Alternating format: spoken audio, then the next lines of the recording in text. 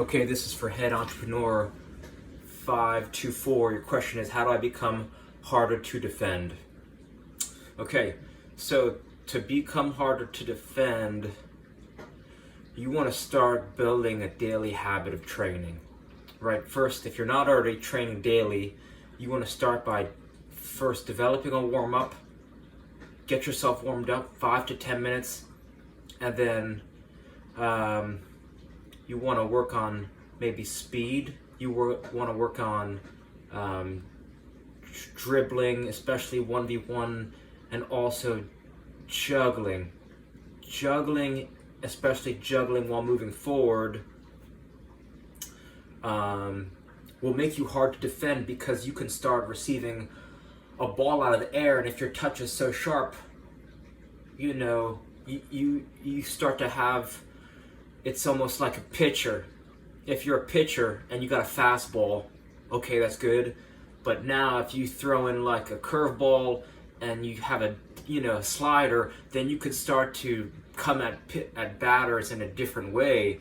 You know, each new pitch that you throw makes your original pitch, makes your fastball that much more dangerous, because now you're wielding multiple swords. So that being said, there's a way that you can train to become more dangerous in one session. So, you want to break it down into, it's a pattern, right? A training pattern. So it's warm up, and then you could start with either juggling or dribbling. That's the way I would go. So, my favorite dribbling sequence, this is the one I learned when I was the worst player on my team. My parents brought me to a skills trainer, and we did the four things every practice. We did warm up, and then we did ball mastery. So a good ball mastery move is drag, right?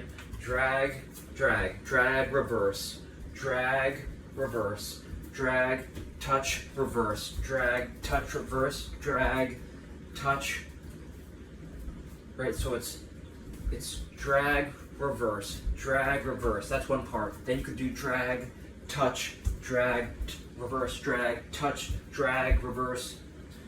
I'm sorry, it goes drag, reverse, that's the first step, drag, reverse. And then you could start throwing that back foot, like the foot behind the reverse. So it's drag, touch, reverse, drag, touch, reverse. And then in flow, it looks like this. It looks drag, touch, reverse, drag, touch, reverse, drag, touch, reverse, drag, touch, reverse. So then you could start just moving all around, drag, touch, reverse, drag, touch, reverse. And this one is nice just to start to develop awareness, right? Just an awareness with the ball at your feet. The next one that you can learn, if you could only learn one dribbling sequence, this would be it. It goes outside, outside, inside, outside, inside, outside, outside, inside, outside, inside. The reason why this is so powerful is because, one, it's easy to memorize, which means it's easy to execute. And those are the reasons, right? If you can memorize it easily, then you can execute it effectively. You go slow in the beginning to master it, and then once you have it mastered, then you could start to combo it with other moves. You go outside, outside, inside, outside, scissor, or outside, outside, inside, outside, chop. It becomes a foundation. It becomes a connector. So now you're combining it with, right, outside, outside, inside, outside, L moves. It just becomes it's like a stepping stone to unlocking your potential as a 1v1 artist or as an attacker. It just makes you harder to defend. So that's something that I would practice practice that for 1 minute a day. Outside, outside, inside, outside, inside. Outside, outside, inside, outside, inside. Right? Slow in the beginning. Slow, smooth, smooth is fast. Slow, smooth, smooth is fast. The second thing I would practice for a minute a day, right, to build the habit is juggling. You could use that same size one ball. Oh, I didn't mention. if you can use a smaller ball to do your dribbling sequence with, or dribbling ball mastery with, it's going to make your training more effective compared to if you use a size 5 ball.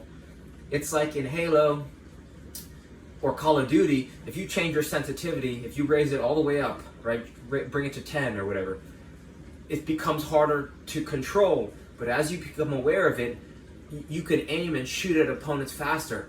It's the same thing for using a smaller ball. It's going to be hard in the beginning, but as you're able to manipulate the smaller ball, when you step onto the field and you're using a size 5, it's going to be much easier to manipulate because you've been able to master the smaller ball.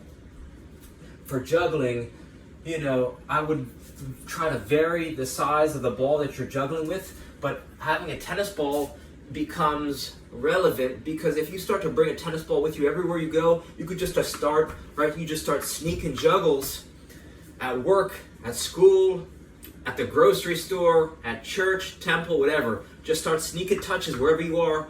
I've reframed the idea of practice, not somewhere where you go or a scheduled thing. You got to turn your whole day into practice, right? Muhammad Ali, he trained 6 days a week, all day. So I'm not saying you got to train like Muhammad Ali to be a great soccer player, but I'm saying when you carry a tennis ball around with you, you're just going to be getting touches. And think about it, who's going to get better? The player getting a couple hundred touches a week, or the player who's getting a couple thousand touches a week? Probably the player getting more touches is going to get better over time. So you just want to carry a ball with you or around with you so that you can get touches and continue to improve. Juggling also is going to improve your shooting. It's going to improve your balance, your timing, your rhythm, right? Your ability to control the ball out of the air, redirect it to, right now you're having better assists. If you can pass the players, right, your ability to draw attention to a defender and lay off to your other attackers is going to make you even more dangerous. So that's why, right, like if you can redirect a ball on frame, on the goal, you don't necessarily need to smash it from distance. Right? If you're on the goal area, a light touch on goal away from the keeper is still a dangerous shot, and it doesn't need a lot of power. So that's why I believe that if you could only choose between dribbling, passing or shooting, or juggling, if you could only train one thing, I believe that juggling is the most important because it kind of works dribbling, right? The rhythm of touch is similar to dribbling. Touch, passing, shooting, all those can be improved with juggling. Now, the thing that I want you to start to do to become more dangerous,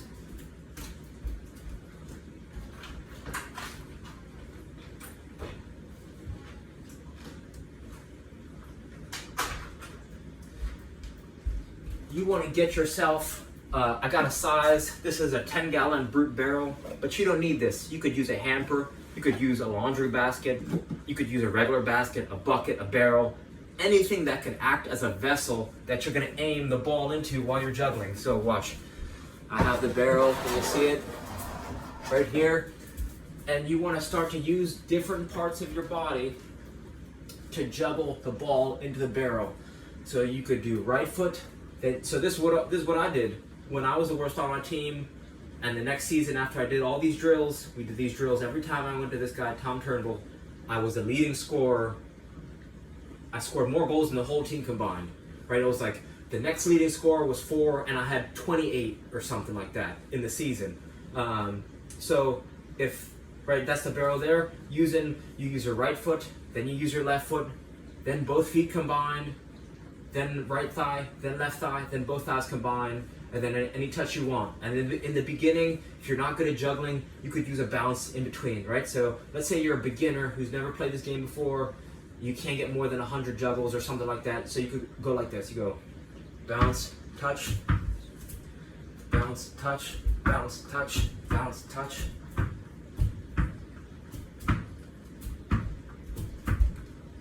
Just like that, right? Then left foot, both feet combined, and then thighs, right? And this gonna help you because, right, you're gonna be able to take the ball out of the air, ball's coming, and you're gonna beeline to it and be able to just push it by a defender while the ball's in the air, right? Some people can juggle a lot when they're standing still, but to be able to take a ball out of the air and you're flying up the field with the ball in the air, that's next level. That's what you're gonna start to wanna develop. And if you combine the dribbling, right, spending a few minutes a day dribbling, your sequences, dribbling sequences, outside, outside, inside, outside, and then you're doing this as well, those two things combined are gonna make you a more dangerous winger or attacker. And the third thing I wanna suggest is the Skills Solo Kick Trainer. SKLZ, Skills Solo Kick Trainer, the one with the handle, $24 on Amazon, or just make it yourself. It's a size 1 ball with some string or some rope and some duct tape, and it just helps you develop your rhythm, your timing, your balance, improves your awareness. Right, so this would be a great tool to improve your passing and first touch because you don't always have access to a wall, or you don't always have a friend who you can just pass the ball with. So this is gonna help you improve your passing in just a fun and effortless way. So you spend some time doing those 3 things every day, and I promise you, you're gonna become a more dangerous attacker and be harder to defend. So reach out with any questions. I hope some of those ideas helped. All right, thanks.